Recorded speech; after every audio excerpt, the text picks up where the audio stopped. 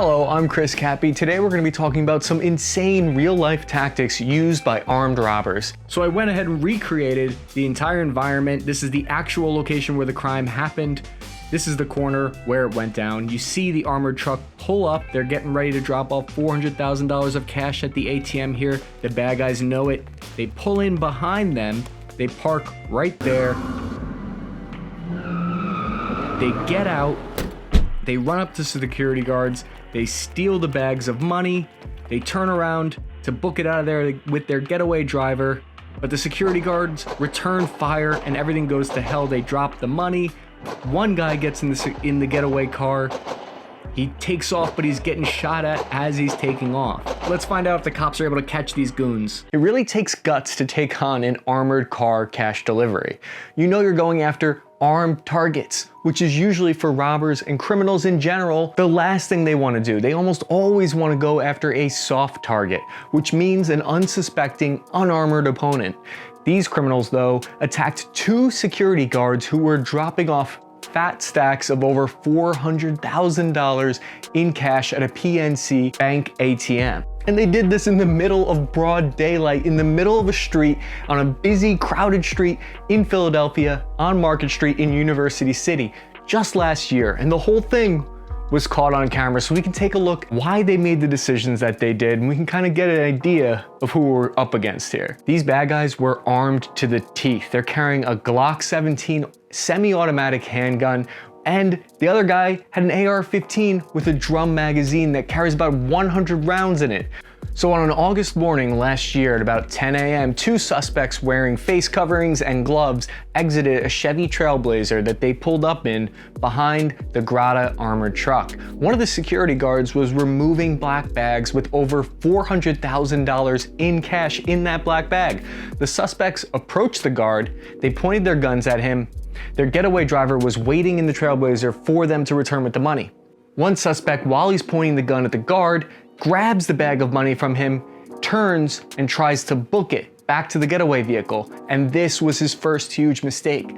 It's clear right here that we're not dealing with well-trained guys. When he turned his back to escape the guards, they drew their firearms and they started laying down fierce hot heat at the bad guys. The suspects returned fire. No one was hurt in the shootout that followed, and the bad guys got away. You can see here as the suspects are fleeing the scene of the crime, the security guards are laying down fire on them and just destroying the windshield here of their getaway car. One of the ways you could tell how incompetent the suspects were is how much sensitive items they left in the field that day. The criminal left his 100-round drum mag on the ground, and you could see from the video footage that it's still fully loaded. So the robber who was carrying the rifle ran eastbound on Market Street. The other criminal escaped into the maroon Trailblazer with a getaway driver going northbound on 36th Street. The only evidence cops found, physical evidence, was a bag full of cash, a mask, a holster, and a handgun. And they also knew their escape route, so they had an idea of where they were going. Cops showed up on the scene to try to piece together and reverse engineer who these dudes were. Detective Bureau Chief Inspector Frank Venor said that the robbery was, quote, very brazen, but it was calculated. They obviously knew the drop was happening, end quote. What he's saying is that it was brazen, meaning that it was insane, meaning that the robbers were out of their minds overconfident. He didn't use the word meticulous, for instance, to describe this robbery. The long and short of their planning was they knew what time the drop was gonna happen, so the robbers probably did case the place before. They didn't have much of a plan here outside of, hey dude, I'm bored, it's Tuesday afternoon, wanna go down and rob one of those armored trucks? Oh, sure, sounds like a good idea to me, what could go wrong? Famous last words. Here's a quote from U.S. Attorney McSwain, who said, "Robbing a type of business, especially a brazen armed robbery of an armored vehicle in broad daylight, is a serious federal offense that can carry stiff penalties." And here, the alleged robbery precipitated a shootout on a busy city block that endangered many innocent bystanders. It's remarkable that nobody was struck and killed. This type of criminal behavior is completely unacceptable, and my office is focused on rooting it out.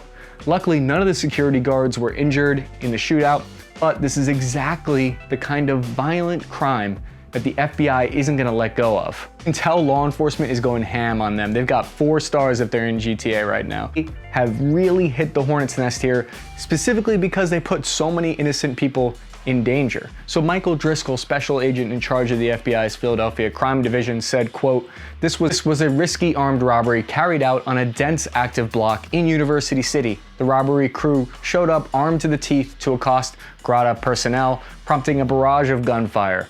Holmes, Collins, and their accomplices put countless innocent people in danger by allegedly planning and carrying out this daylight gunpoint heist. It's imperative all involved are held accountable, both to keep them off the street and send a message to anyone else who may contemplate such a dangerous assault on our community. So in August 2020, just recently, 2 men were arrested in connection with these crimes. It's likely the FBI got a tip or figured out who they were based on surveillance footage. Each defendant faces a max term of life in prison and up to $750,000 worth of fines. The Eastern District of Pennsylvania likes to dish out long prison sentences with violent crimes like this one. According to their new anti-violence public awareness campaign, they're gonna throw the book at these people. The criminals left too many loose ends to get away with this one. Well, the getaway driver hasn't been caught yet, but it's likely that one of these 2 robbers who were caught will probably try to turn the getaway driver in exchange for a reduced sentence.